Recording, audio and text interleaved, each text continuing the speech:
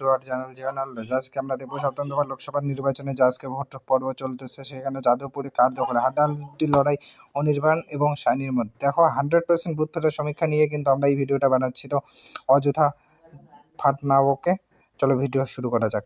100% booth সমীক্ষা নিয়ে বলতেছে যে বলে যাদবপুরে কিন্তু এর আগের বার জিতছিল মিমি চক্রবর্তী। মিমি চক্রবর্তী টিএমসি ক্যান্ডিডেট ছিল, এবার মিমি চক্রবর্তীর জায়গায় TMC candidate shiny Ghosh TMC candidate এবং ডক্টর অনির্বাণ গাঙ্গুলি হচ্ছে বিজেপি ক্যান্ডিডেট। তো হাড্ডাহাড্ডি লড়াই চলতেছে শাইনি ঘোষ এবং ডক্টর অনির্বাণ গাঙ্গুলির মধ্যে, বিজেপি ভার্সেস টিএমসি। তো আজকে যে বুথ ফেটার সমীক্ষার অনুসারে দেখা যাচ্ছে যে শাইনি ঘোষ কিন্তু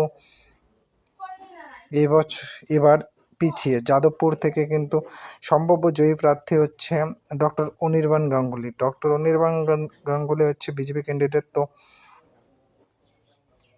সম্ভাব্য জয়ী প্রার্থী কিন্তু হচ্ছে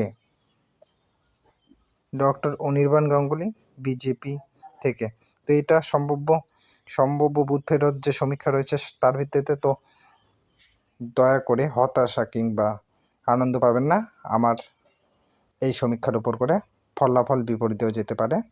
তো 4 তারিখ পর্যন্ত ওয়েট করতে লাগবে তার জন্য। তো thank you for watching this video. এটাই হচ্ছে যাদবপুরের এক্সিট পোল।